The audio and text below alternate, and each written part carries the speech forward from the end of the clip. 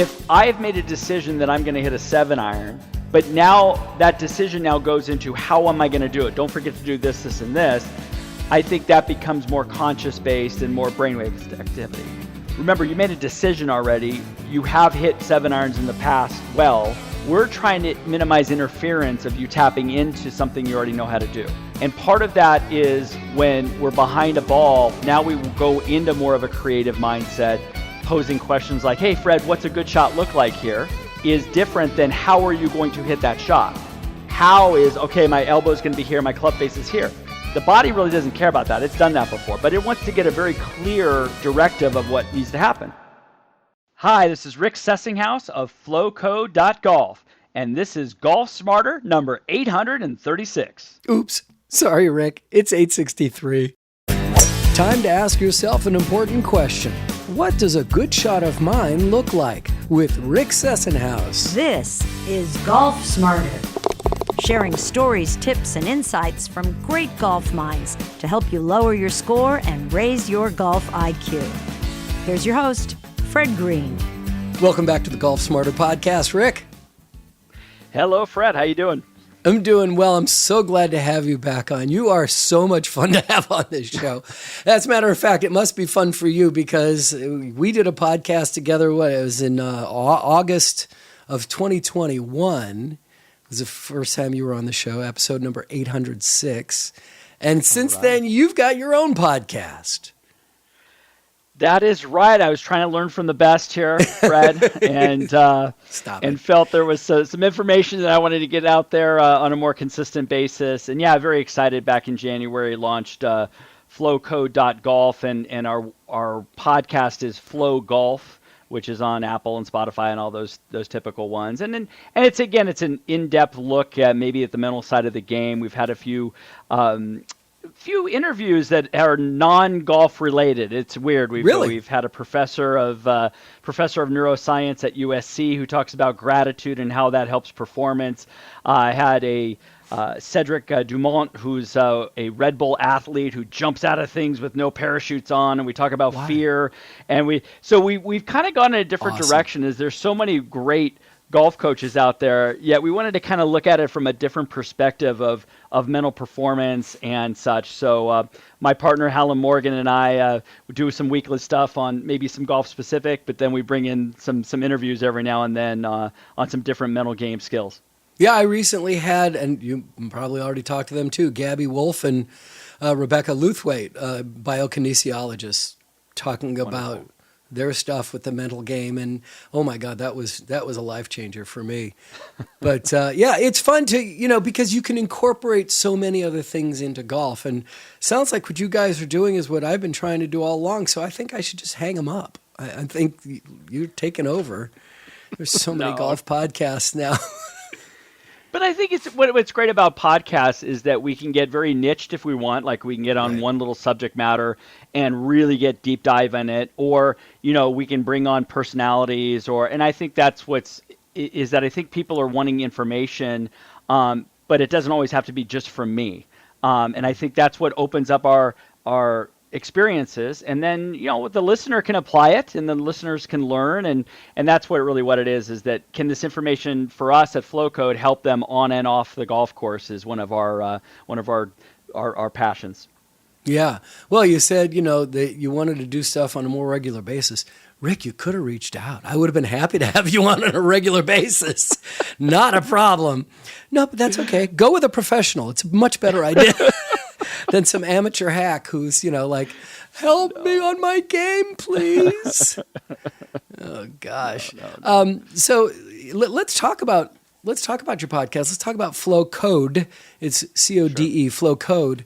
And you've developed a whole website and a whole teaching strategy around this. I'd love to hear about this. Sure. Yeah, no, it's an interesting, as a coach, I've been coaching for 28 years after playing college golf and a little bit professionally. And when I was a coach at that time, long time ago now, I thought the secret of lower scores was the perfect golf swing. So you're teaching these students how to get your right elbow in this position and do this and do that. And there's nothing wrong with fundamentals, everybody. Of course, we know the club makes the ball go where it goes.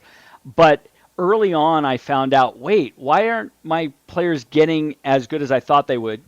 And then even looking back at my playing career, it's like, why wasn't I able to translate that into a tournament? Or why did why were my emotions all over the place? And so that's when I went down that rabbit hole and went back to school, got a doctorate in sports psychology, and that just kind of fast forward this rabbit hole of mental performance. And so now you come back, and I've been working on this project for about 3 years with Flowcode, and the website's flowcode.golf. And what we're really trying to do is take a system that we have two separate things, like the golfer who I believe knows the mental game is important, right, Fred? So whenever I ask anybody, whether it's a new student or anybody who's listening, is the mental game of golf important?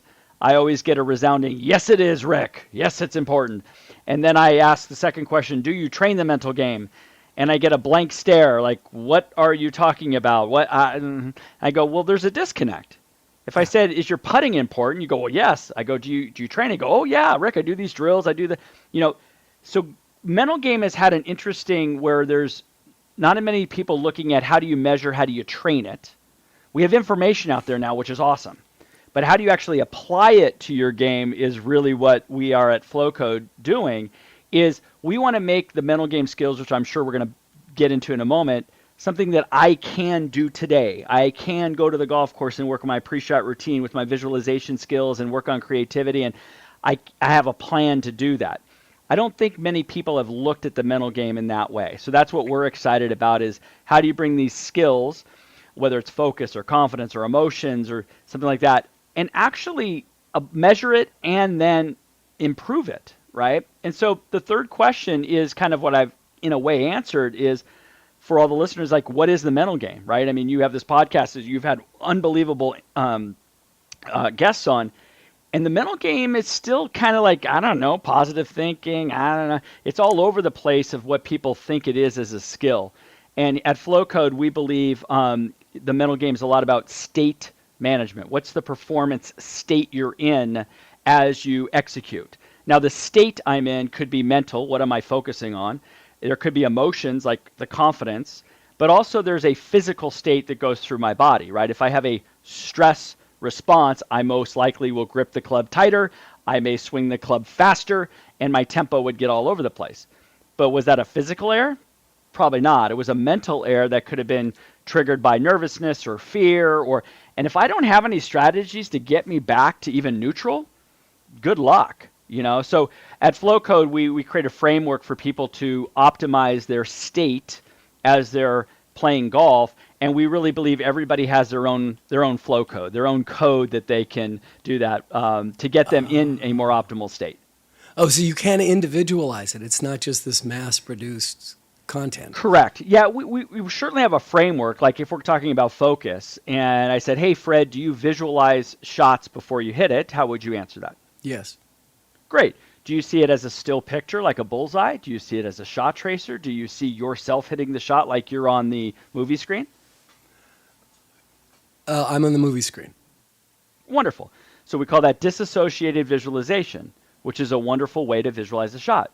Yet I see it as a bullseye, and I'm just going to play catch with the bullseye. And other players see it as a pink shot tracer that goes up in the air and lands. But those are all ways for us to focus in the present moment, and all is to be creative and being creative. So what we look at is that focus is the main skill. What each individual can do to help them focus in the present moment. Visualization could be a tool. And then we have different ways you can visualize a shot, right? And so that becomes one of my favorite stories is working with a college player, and he was the most analytical player I'd ever worked with. Holy smokes, right? Everything had to be perfect angles and this, that, and the other thing. And I said to him, hey, on this next shot, I want you to see the shot with a pink shot tracer with glitter on it, and when the ball hits the ground, it explodes into fireworks. Now, he looked at me, and I'm not going to repeat what he said to me because I can't do this to your audience, but we had a good relationship. He's like, what the heck are you talking about, Rick? So he hits the shot, and I go, you couldn't help but seeing that, could you? And he goes, no, I saw the glitter. I saw this, right? Yeah, the pink elephant story. Totally. I had to get him in a creative mindset and get him out of his head of overthinking all the mechanics and I got to do this and got to do that. So that's what we love about Flowcode is that ultimately, when you're executing that golf shot, you probably don't want to be thinking a whole lot about anything. It would be nice to think about a target. We can process that many, many different ways, and that's what we want people to experiment with and have some fun on the range and see this and see that. So that gives you a snippet of some of the things that we would talk about. Awesome. Quick question, and then we're going to take a break. But flowcode.golf, does flowcode.com work? Theflowcode.com works. Our whole company is beyond golf, just so you know. So we're working in corporate, we're working in other sports, we're working in all these different things. So we believe that this framework we know can work not only in golf but in corporate and so on and so forth. But flowcode.golf has all the information on our business to golfer, and then business to, we certify coaches also in our method. Okay. Let's take a time out. We'll be back right after this.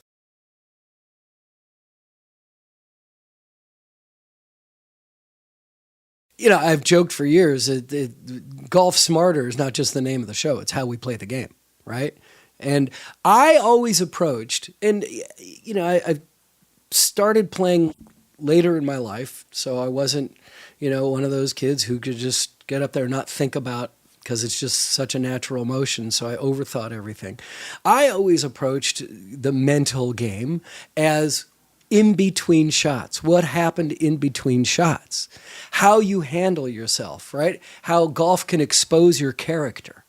And that's the thing that I worked really hard on my frustration and not losing my temper and things like that, and laughing it off and walking up to a bunker going, oh, this is going to be fun. That's how I approach the mental game for so many years. And that's one of the things that I just love about golf is the nuance that gets deeper and deeper and deeper as you get sucked into this rabbit hole. And now I'm finding out that a huge part of the mental game that I'm just learning about is as you're standing over the ball. That, and I'm sure you're familiar with the biokinesiologist Gabrielle Wolf and her partner in study, Rebecca Luthwaite. And I keep talking about them because it really has changed my game about external focus versus internal focus. And their research over decades has shown, and I'm sure the audience is getting really bored with me talking about it, or they're learning from it, but their research has shown is that any athlete at any level, if you have internal focus, thinking about your elbow, your arm, your wrist, what you're doing during your swing, you're going to screw it up. It's just not going to work for you. And that finding something to have external focus, it is just let your body do its thing. Just let it go. Yeah. How do you feel about that? It's interesting. I had a discussion with a sports psychologist, and we brought up that exact conversation. And all the research does state that in an optimal setting, me being external narrow in golf, which would mean I'm over a ball, even though I'm looking at a ball, my attention, my focus is on a target that is outside of my head, right? I'm thinking of the bullseye, I'm thinking of the picture. So that would be an external, what we call narrow. In a perfect world, that is true. I've seen other research that says it's still okay if I have a target, but maybe I have one internal focal point. Let's say, for me, it's connection, my upper arm with my chest, and I turn through and stay connected. That is a focal cue that is under my control. I can do that. And in that moment, it actually minimizes my distraction of going to other things that could get in the way, like don't go into the bunker, or don't forget to have my right elbow at 89-degree angle and stuff like that. It's still general enough to not create a lot of haywire. So I call it kind of like the pecking order. In a perfect world, yes, I'm reacting to an external narrow target. Okay. Golfers have a hard time doing that. Yeah, so we absolutely. go, let's have a target, but let's then minimize the other noise that could happen. Why don't I focus on something that is in my control? It could be a certain feel. It could be a tempo. 1, 2, 3, go. Well, if I'm swinging at 1, 2, 3, go, I'm at least not thinking of don't go in the right bunker, don't go here, don't do that, don't oh, what's the sound over here? I am, in sometimes sports psychology, we call it distract the distractor. We're going to have distracting thoughts. I may as well at least funnel it to something that's in my control that gets me going in the right direction.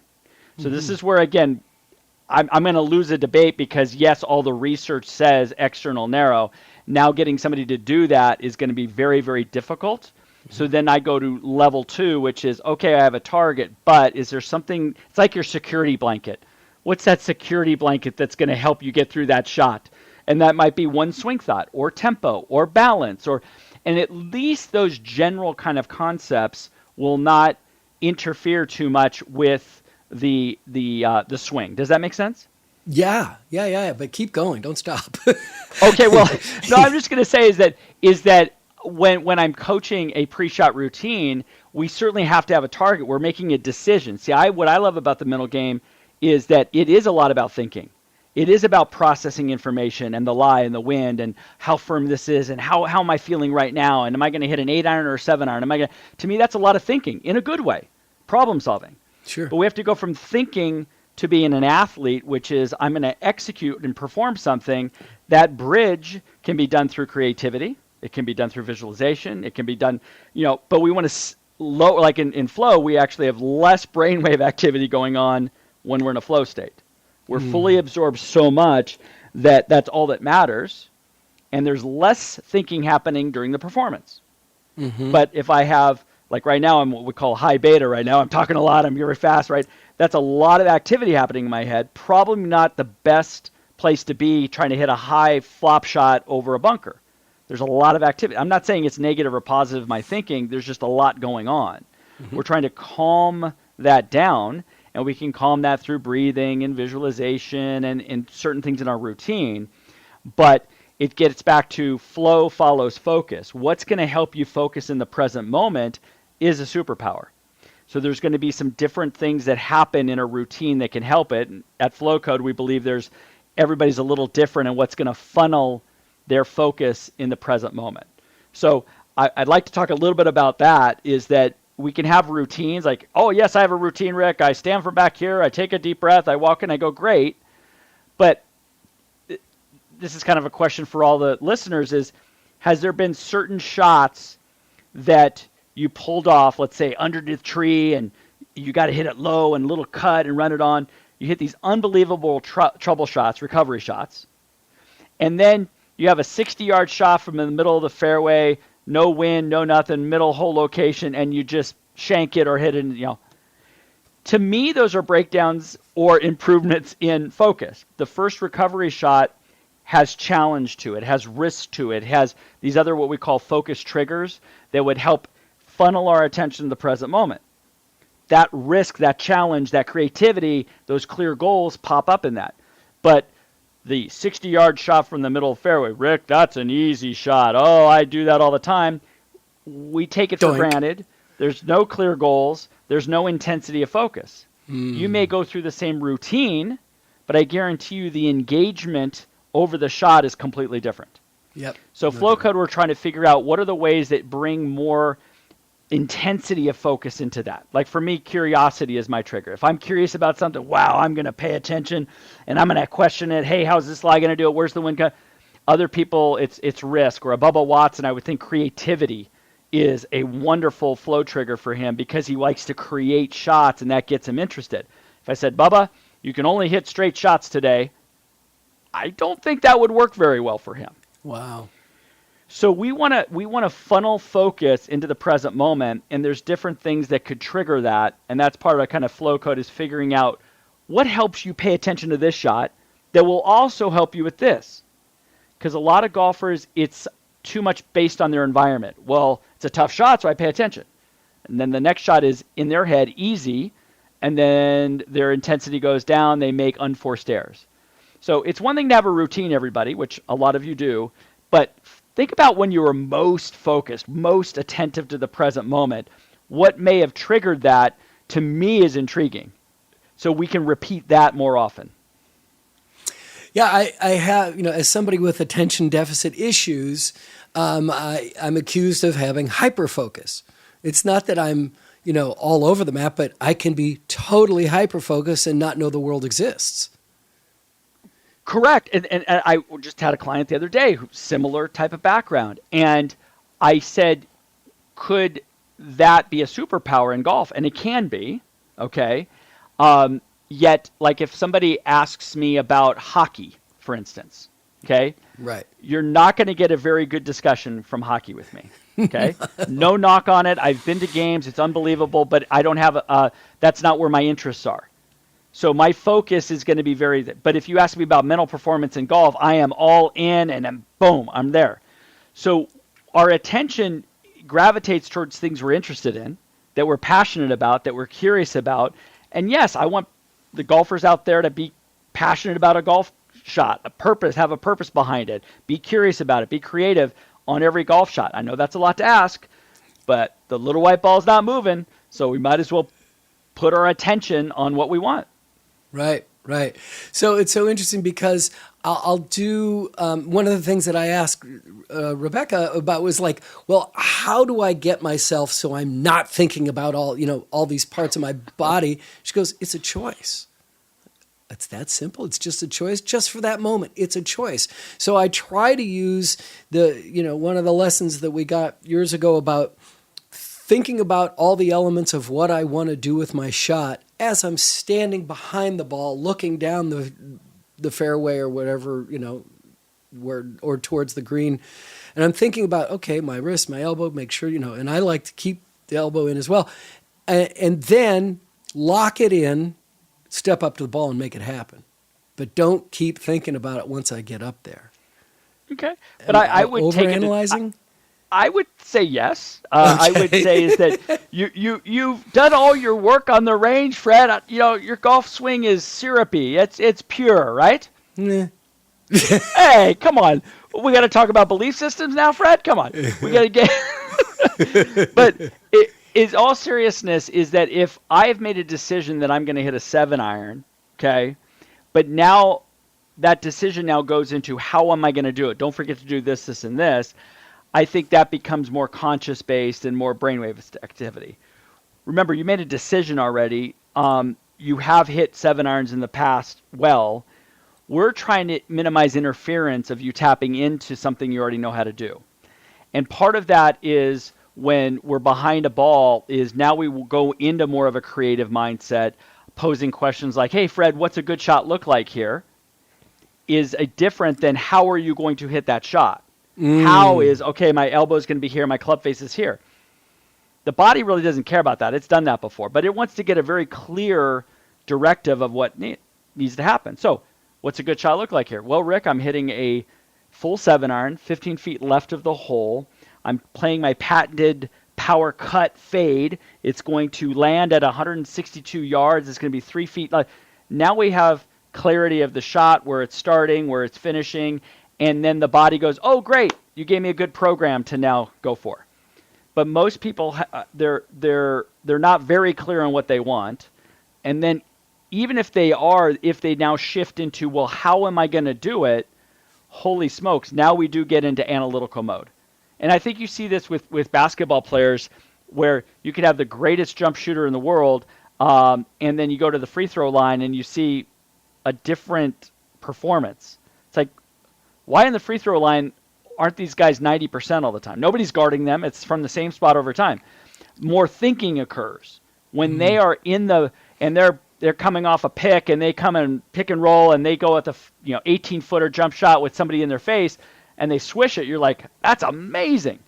There's no thinking happening at that point. There's no right elbow release or type of thing. So we want to get you to trust your abilities and allow yourself to react in a sport that is non-reactionary. Right. Let's take another time out. We'll be right back.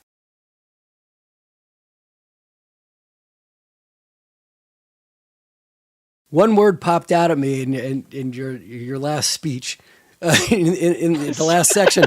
One word, you're so passionate about it. I love it.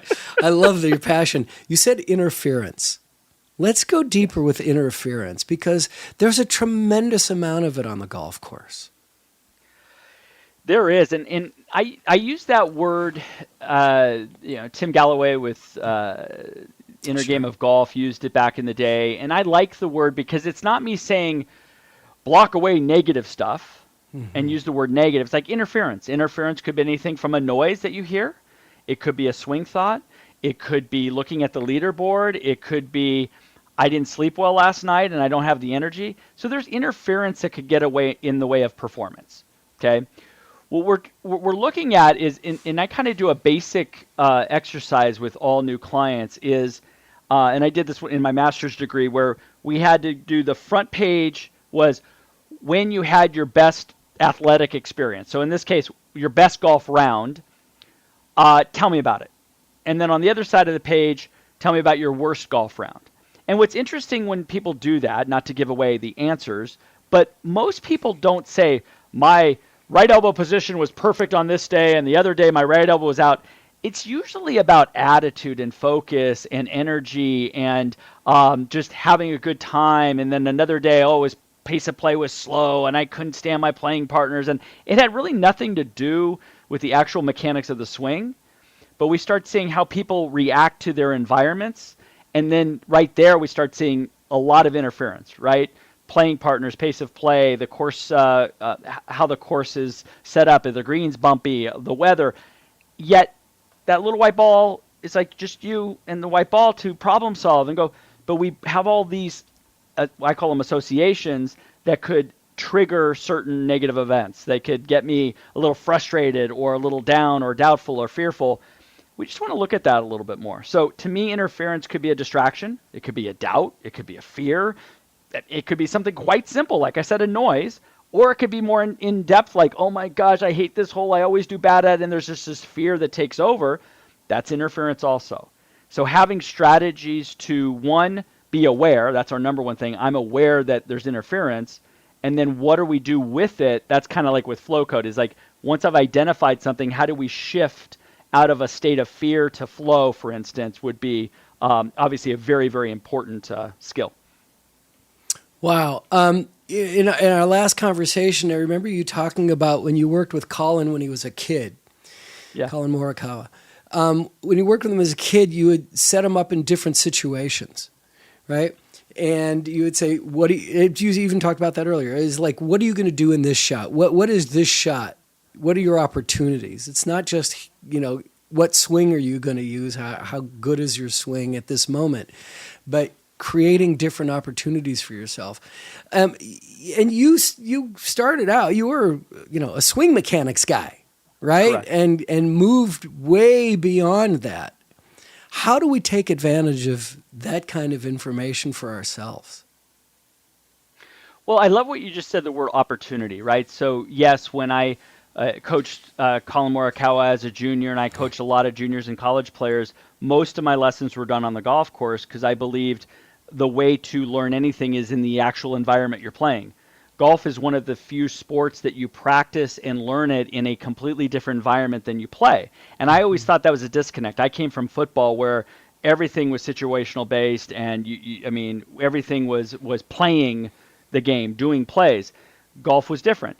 So I would take these players out there and find out how they were thinking and not tell them, hey, Collin, you should put the ball back in stance because this is this. I would say, what do you see? What is your experience? What do you feel? And sometimes, an intermediate player is going to make mistakes on decision making, but I want them to have the aha first. I can certainly provide some information, of course, but I did the 3-ball drill. So Collin would hit the first one. I'd say, hey, Collin, now that you've hit the shot, would you do anything different? Well, Rick, now that was in a little thicker lie than I thought of the rough, this time I'm going to open the face up a little bit and then try number 2. And then after number 2, I would come in and say, hey, Collin, this is how I see the shot. This is my experience from it. And he's like, oh, okay, I get that. Let's try that. So the opportunity is for us to keep learning on it. I joke is that because I've done that for so long, I've learned more from my students than they've learned from me sometimes. Because I say, hey, how do you look at this shot? And they'll go, da-da-da. I go, that's a heck of a lot better solution than I had. Because they're open up to, like, say, problem solving, opportunity to go, how about if I tried this, Rick? How about if I spun it this way? I go, Wow, let's try it, right? And I think that it in golf sometimes, especially nowadays with technology, everybody thinks their swing has to be a certain way and it has to look good on Instagram and their TrackMan numbers have to be this. And I think it's compartmentalizing people and creating boundaries. We want to learn and be creative and problem solve. And because golf is played in there's a ton of variability out there with the lie and the wind and the weather, and each day, even the same golf course can play completely different. I want people to embrace that, is that it is about learning from your environment, and you may make a wrong decision. Great, let's try it again. How about this way? How about this way? And there could be times where a certain player goes, I think this is the best decision, but I honestly don't know how to execute it. Now it becomes swing and mechanical. Oh, have you opened a club face before? How do you do that? Now I get to be a swing instructor because I'm helping them with mechanics of the skill of how to hit a flop shot or how to hit a low bump and run. They may not have that skill. That's the physical side now. But I want people to embrace being able to be in the moment and looking at the lie and looking at the situation and go, I could do this, I could do that. And to me, that's what I love about the game right there. Yeah. Is there a disconnect in coaching these days because, as we talk about the social media and YouTube and watching, what you're supposed to look like, that a lot of people seem to be totally focused on the swing mechanics, hitting a ball versus making a golf swing versus playing golf. I'm finding a huge difference, and that's what you talk about doing on-course lessons, that playing golf is very different than hitting a golf ball or making a golf swing.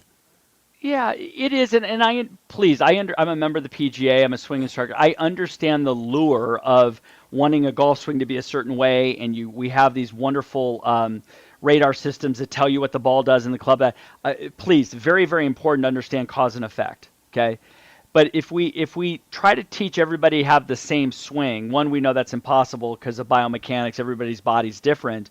But if we label like this is good, this is bad, I think you get in the way of the Jim Furyk's of the world and other people who, you can look at the major winners of the last few years, they all have different golf swings, okay? They all know how to play, though. They all know how to think through shots. They all know how to manage their emotions. They all know how to play to their strengths. They all know how to have a strategy with proper practice rounds and be able to strategize of going to point play. That's the art of this. There is a science behind this. Don't get me wrong.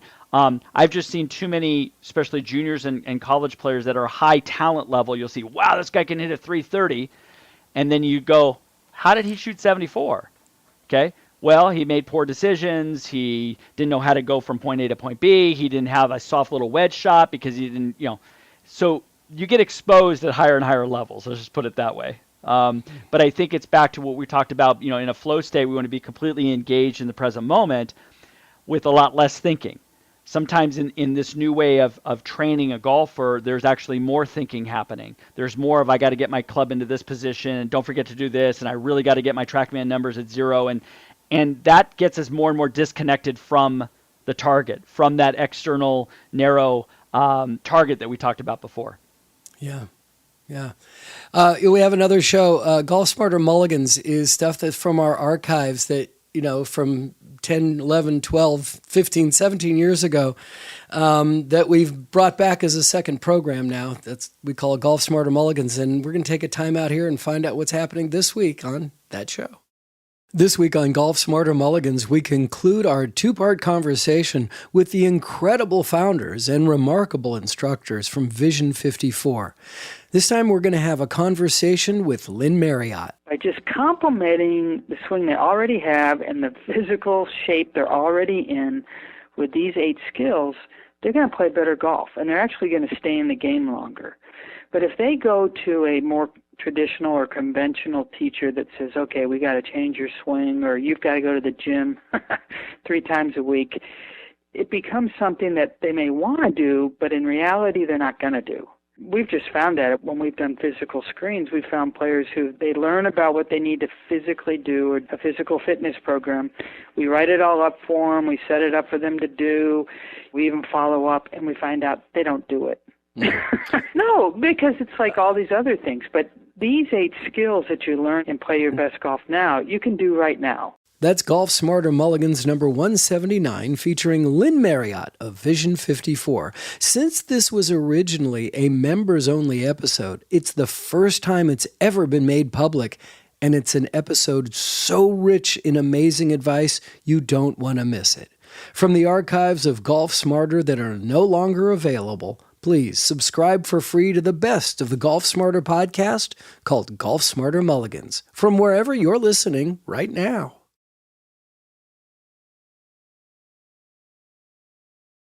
We might have talked about this last time you were on the show, but I've asked a lot of different instructors because everybody's swing is unique, and the Furiks of the world, and even Wolf, right? I mean, a unique golf swing where even today when you're watching all these online videos and stuff, and you're seeing players who are quite successful with interesting swings, but I've asked a lot of instructors, who are we going to still see in 10 years?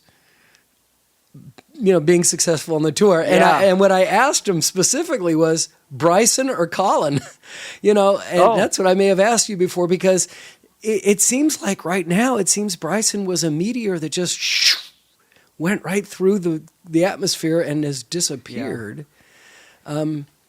It's an interesting question on many fronts. One, if we looked at the longevity of a player, right? And we just saw Will Zalatoris got hurt, and that was a shame, and he's a great talent, and I hope the best that he bounces back. He's a great young man. Yet we have to, in order to play, you have to be healthy, right? So now you're looking at the repeatability of a golf swing over time, and the wear and tear and certain things like that, and there's no guarantees, okay? None. So yes, have been Collin's swing coach. I feel he has a fairly safe golf swing. Yes, it's very rotational. He has fast hips. He's young. He has trainers. He does the due diligence day in and day out to maintain that. Bryson, seeing him in person, his work ethic is unbelievable. And he went down the road of, I'm just going to get as fast as possible, as quickly as possible. And you saw a blip of that when he won the U.S. Open. You saw that you thought he may go in the right direction with that.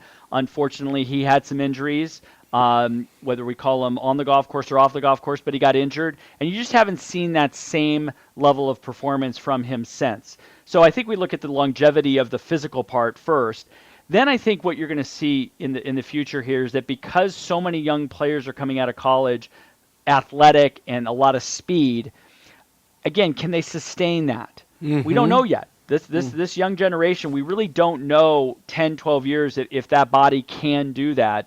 But the other side that I'm maybe not as talked about as much is, will these golf swings produce the shots that are needed in the future? And I think when you have like a Justin Thomas, who I have a lot of respect for and how he plays the game, he has all these different shots he can play. There's no blind spots in his game, and he can go anywhere and hit any kind of golf shot. I don't think a lot of college players have that ability. I don't think they have where they can hit a low cut and then a high draw and this.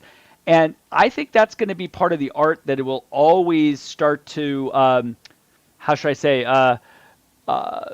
differentiate from talent, right? There's plenty of people who hit a long ways. There are going to be even more and more as we go.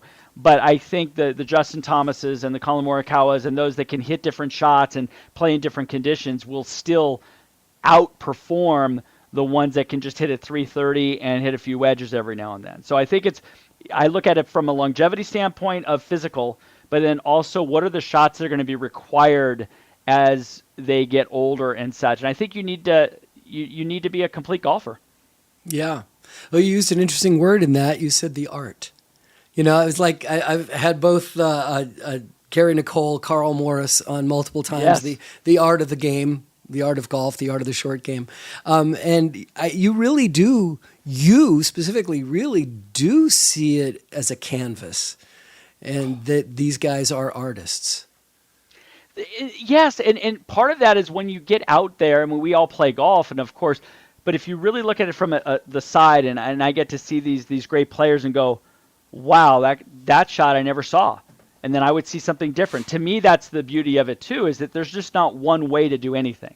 Right. And you bring up, you said canvas was interesting. I had a very good player who happened to be an art major, and once I found that out, the relationship was awesome because I said each shot's a canvas. Let's create our masterpiece right here, and that tapped into her going, oh yeah, I can see that. I'm gonna do a splash of here and this and that got her involved in the shot because it tapped into her creativity and her art. Does she work on her golf swing? Of course. But that's the playing part. That's the art. That's allowing myself to do something a little different. And to me, that I think again separates the player from just the swing. Yeah, absolutely. And now we talk about guys who come up and just wow us.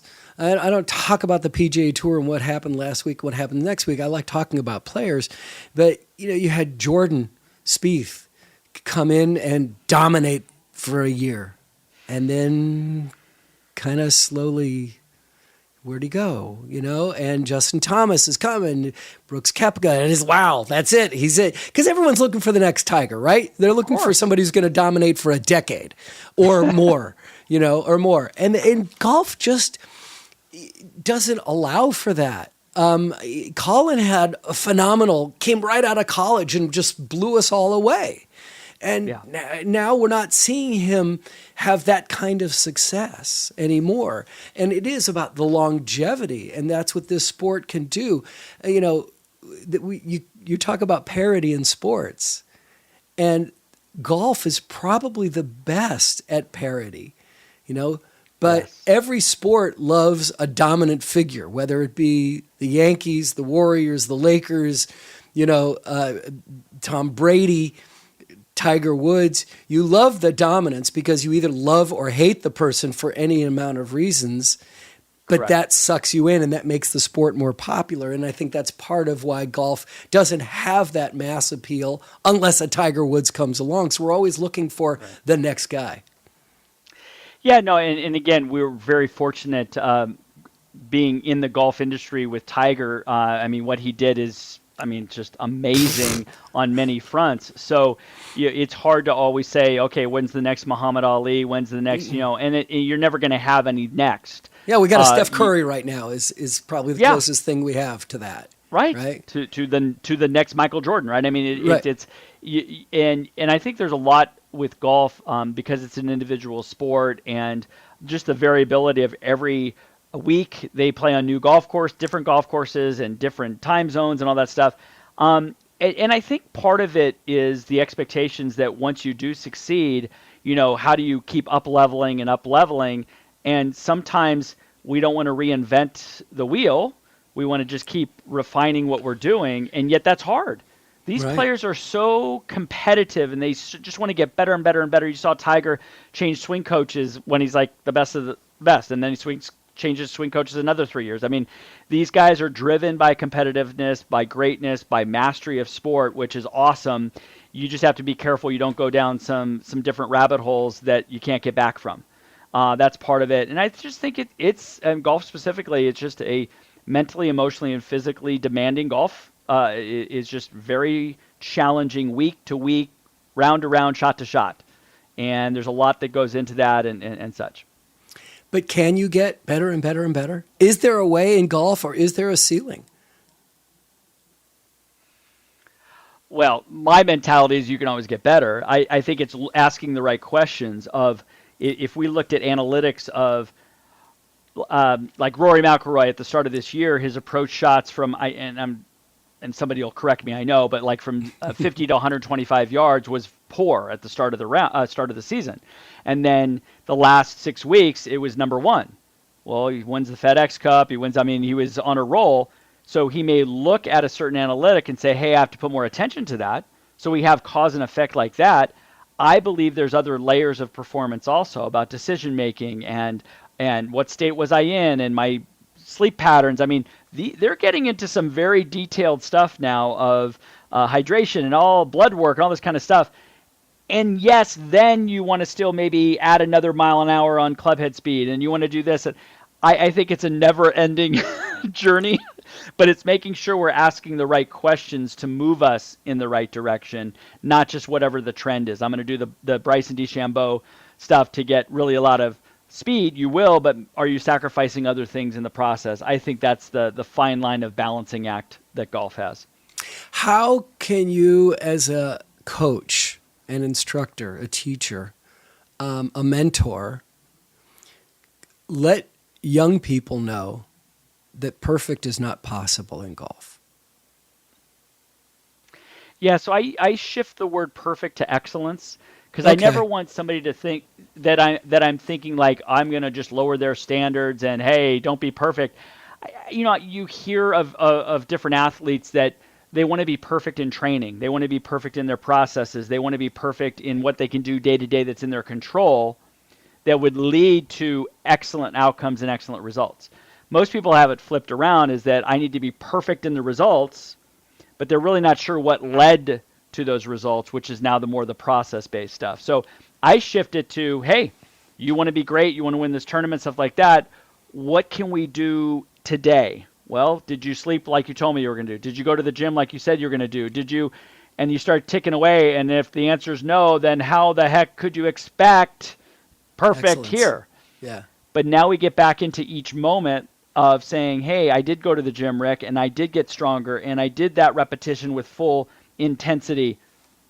Good. Now your own, I call it your own identity, is your standard is, I achieved that. Awesome. I can build on that and build on that. So I always replace, when I have somebody who's into perfectionism, I just replace it with excellence. We want excellence. Great. And that shifts it a little bit, because that gives us some wiggle room to make mistakes. We've had plenty of players who have won tournaments and they made a bogey in the final round. Yeah, it happens. Sure. It happens. But they still won. They still get to hold the trophy. So I try to show them that the end result, which is great to strive for, there's going to be mistakes along the way. And yet, can we shift back to what's in our control? And how do you react to it? Right? We're talking about, what was that? How do you Exactly expose your character? Because perfection just isn't. And there's so many kids, they beat themselves up. Oh, it's so sad. They beat themselves up if they're not perfect, or if they don't have a better score than the last round. That's like, golf is not going to let you do that. Golf is in control. You are not. I'm sorry to say, kid. And it's just so hard to accept that for these young people who just, Yes. and you've probably seen it a whole lot more than I have, but there's so many kids that just don't do well if it's not going their way. Exactly. And I think that's where I look at long-term development over short-term result, especially in the junior and college ranks. People want to win the next tournament, which I get. Awesome. But they're sacrificing the long-term development for a short-term fix or a Band-Aid or something like that. And then everything is just based on, did I win or not? And, a lot of research in the last few years about mindset, specifically growth mindset versus fixed mindset, is if I can have a player embrace growth mindset, which is every single time I tee the ball up, I'm going to learn. Wow, we've now created a framework of, hey, I'm going to get better because I'm going to learn. I can do this better. I can do this better. How I'm going to have a plan to do that. To me, still taps into the perfectionistic tendencies of, I need to be this. I go, great. So we're going to keep learning, and we're going to get closer and closer to that. It's another way that I frame it. That's why a lot of my post-shot routine, post-round routine questions are all about learning, curiosity, instead of critical and judgment. And that shift helps people move forward. You're a great coach, man. Thank you. I appreciate that. You really are. And I just love learning from you. I'm going to ask you a question. I hope you don't mind me asking, and we won't have it on if you don't want it. But how do you feel about the Live Tour? My thing on that has been the distraction it has caused, and that the leadership on both sides, PGA and Live, it just seems like little kids just arguing instead of the PGA Tour maybe underestimated who they were going against, and then the Live says, I don't care who we're going against, we're just going to pour money into it. Yeah. Unfortunately, now we have this good guy, bad guy type of thing, which I think there's a gray area in this for sure. I don't look at anybody who went on the Live Tour as something bad. I mean, there's the money that's thrown around and how it changes your life and for your family. I'm not going to judge on that. I mean, we can go down these rabbit holes of where the money's coming from and all that stuff. I just think from a golf standpoint, it's like you want the best players to be playing against each other as much as possible, and then that now is no longer going to occur until there is some form of a resolution or the Live Tour goes away, which that's not going away anytime soon. That's more the stain of it that I don't like. I think everybody has a right to create their own tour and create competition. I do. But I just don't like how it's all been handled, and it seems like the distractions week in and week out of these players having to talk about these things instead of talking about the game of golf and talking about what they love about it and talking about this tournament and this site and all the volunteers that are here. It's really splintered what I feel the attention needs to be on. Fascinating. Okay, I was just curious, and I appreciate your honesty. Thank you so much for coming back on. You're a wealth of information, and your passion for the game, your passion for teaching is so apparent, and it's so much fun to have you on because it just exudes all out into our earbuds. We just love it. Thank you so much, Rick. Thank you, Fred. It means a lot to me to be able to share this information because I know those golfers out there, you guys and gals are all passionate about the game of golf, and the last thing is, we want to play well, but we're grateful for the opportunity to get to play this great game. I love great teachers like that. What an honor it is to have him on the show. Hey, there are no borders for Golf Smarter ambassadors. It doesn't matter what continent you live on. We want to hear where you live and where you play. Please join the team and send me an email letting me know that you'd like to introduce an upcoming episode. And we'll get it right, not like what we did in this one. And I'll send you some simple instructions and your choice of a Tony Manzoni's Lost Fundamental video or a glove and glove storage compartment from redroostergolf.com, where you can choose from 11 styles of gloves in 26 sizes. Just write to golfsmarterpodcast@gmail.com or click on the Hey Fred button at golfsmarter.com.